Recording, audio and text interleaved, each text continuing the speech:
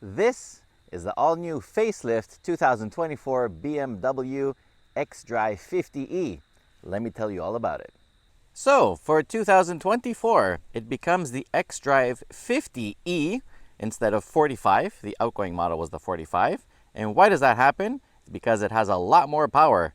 It gains about 100 extra horsepower compared to the old model, but we'll talk about that just in a second. Let's look at the stylistic differences. So obviously it has new headlights, new grille, new bumper, new air vent openings, new signature daytime running lights inside. Everything is new.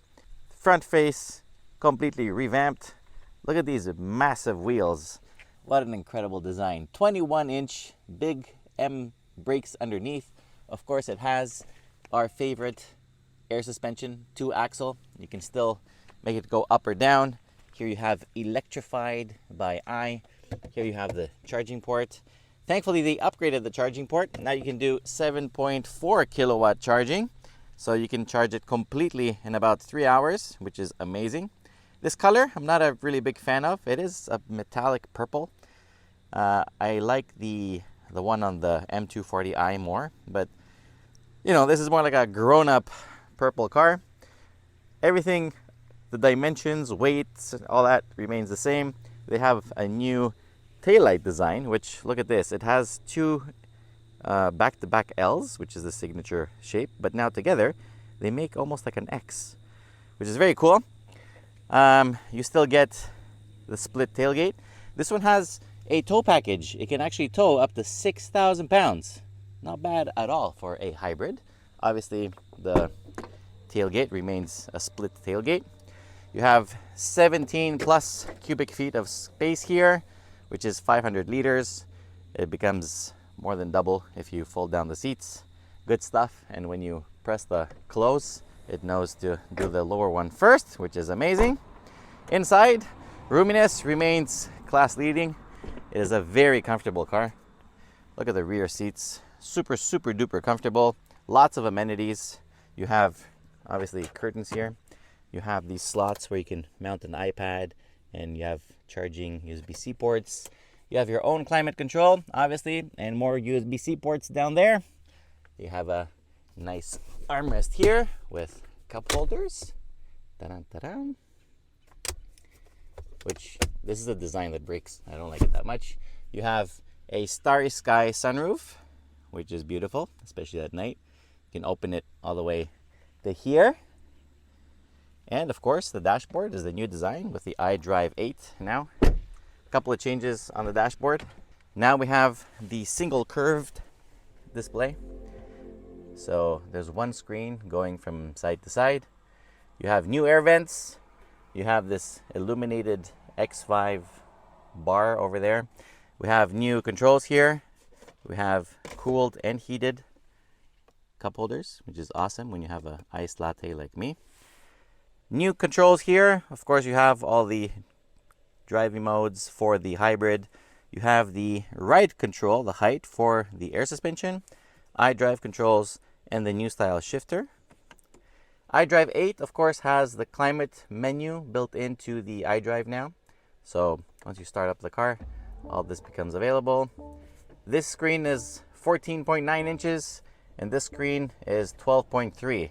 Of course, you have heads-up display also. You get about 70 kilometers EV range in the real world. I think it is rated for 64, which is like 40 miles. Of course, here, just wanted to show you as the wireless charger back in there. It supports wireless CarPlay, Android Auto, all the nice stuff. The infotainment is pretty awesome. Look at all these apps and stuff that you can mess around with.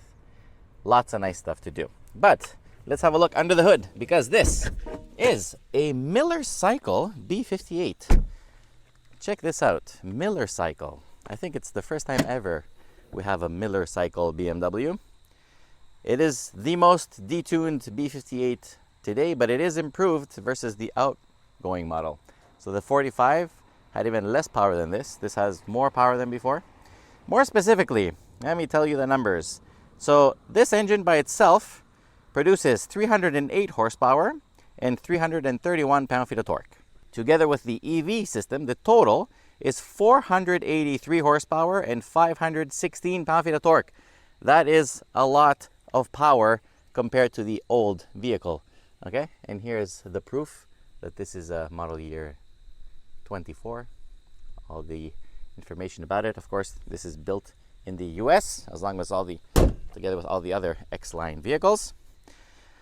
Now, the EV on this has been improved. So now the electric motor that's sandwiched between the B58 and the transmission makes an astonishing 194 horsepower and 280 pound-feet of torque. The battery pack has increased, so now the total capacity is 29.5 kilowatt hours, and the usable is 25.7. So that's why you can get 40 miles or about 70 kilometers of EV-only range. For the first time ever on the hybrid model, you can get an illuminated grille. So at night when you open the doors, the grille will illuminate. It also has really cool features in terms of technology. Now you have the natural dialogue stuff built into the iDrive, so you can ask it questions in natural language. And you also have the augmented reality navigation, which is pretty cool, but realistically everybody uses their CarPlay and Android Auto, so I don't really think many people will use that, but you can change what you see on the instrument cluster. Now, performance, 0 to 100 kilometers an hour is supposed to come in as little as 4.8 seconds, which is more than half a second faster than the previous model.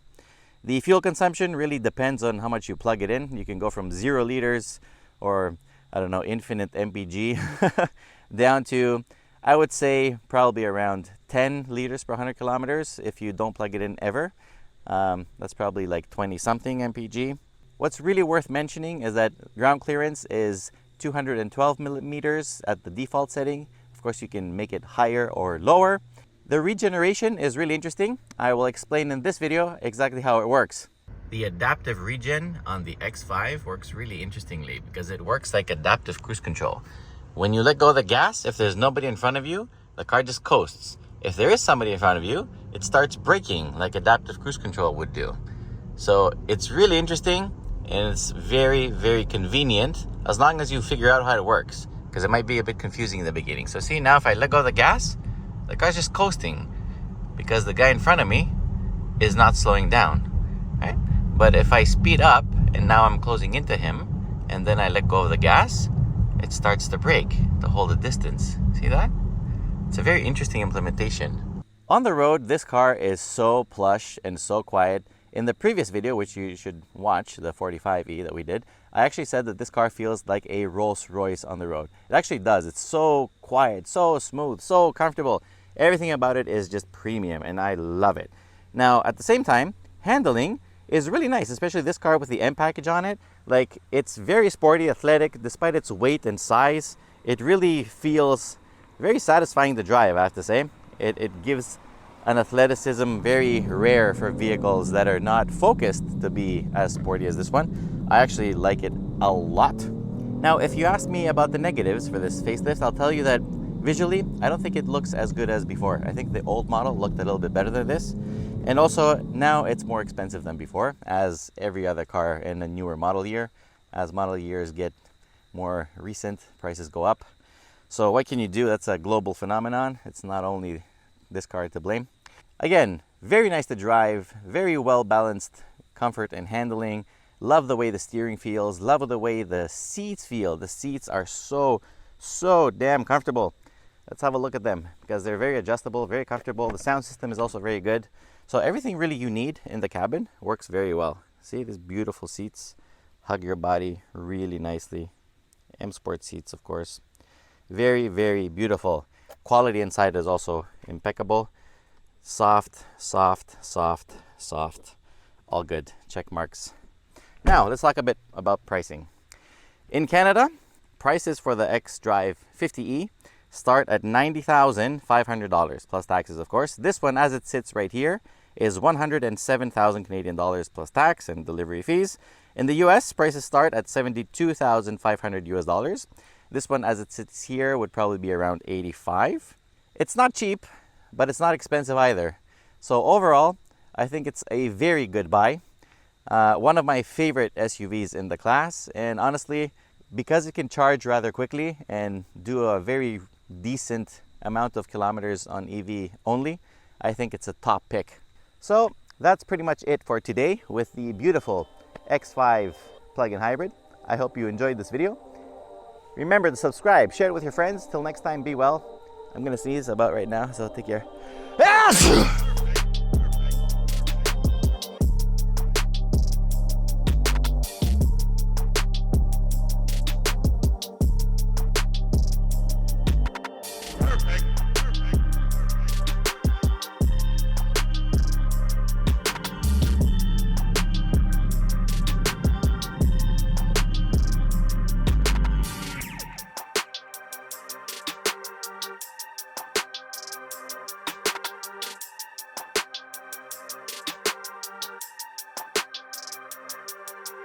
Perfect.